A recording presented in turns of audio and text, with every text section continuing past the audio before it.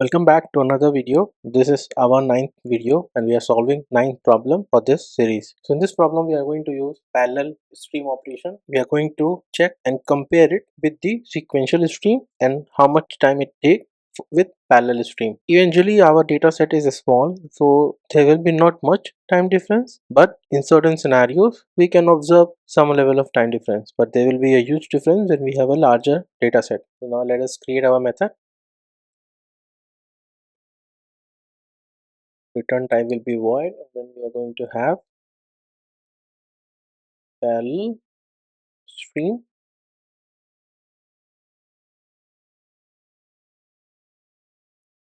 and curly braces.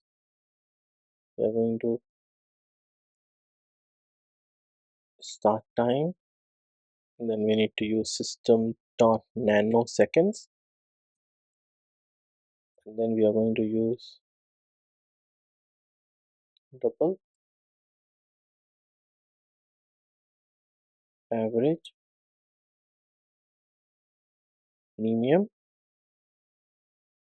sequential. So basically we will be using parallel stream. Non-parallel stream is a normal stream, but eventually we are using sequential so that it looks easier to understand. We will open our stream and then we will use map to double insurance policy, and then we'll get our premium amount, and then we are going to calculate the average, or else we'll throw 0.0 as a default value, and we need to have our long and time system dot nanoseconds, and then we are going to simply sys out the output, which will be sequential average premium, and then we need to get our average premium, and another sys out will be the time taken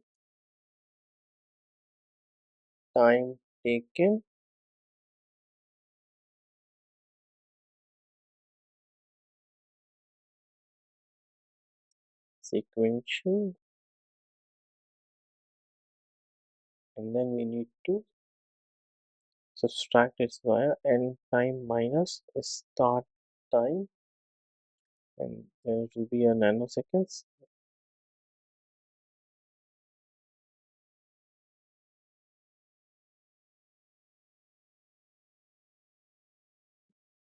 Okay, so this is for sequential, and now we will this is for parallel.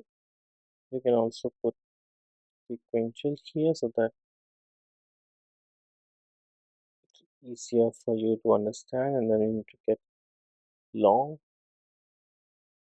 start time, or we can only, we have already defined it above, so we can just state a start time,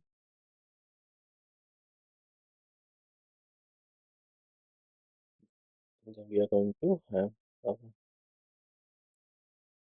double, and we need to calculate average premium parallel, average premium parallel, and our insurance dot policy dot stream. Then we need to have similar thing, map to double and insurance get premium dot average, or else default value, and then we need to define our end time, which will be system dot nanoseconds. Now we have to do a similar thing, sys out, which will be parallel average premium, parallel average premium, and we need to print our average premium parallel. And then again this out, which will be time taken parallel, and what will that time will be similar thing, and the time minus start time. We need to have the curly bracket, and then we need okay, and then we need to have our nanoseconds. Okay, perfect. So here we have calculated how much time it will take if we are using normal stream, which is a sequential stream operation, whereas the second scenario will be we are using parallel stream. As I told earlier, because our data set is small, it will not impact much, but there will be some impact because our time is in nanosecond. So if you notice one thing here, we have used stream operation in both our sequential and our parallel scenario. We need to change it to parallel stream and then we will rerun it. So now let us rerun our application.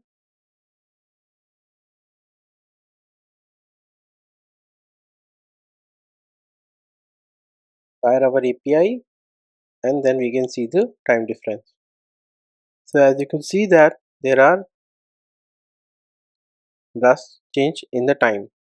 And now let us convert this time into milliseconds, because nanoseconds is more readable to machine and more precise. So now how we can convert it to? Let us do this way. Just add divide by 100,000 dot, and then this will become second, and then we are going to do the same thing here.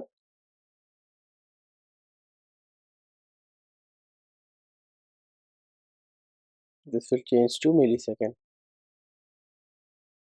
So now let us rerun our application.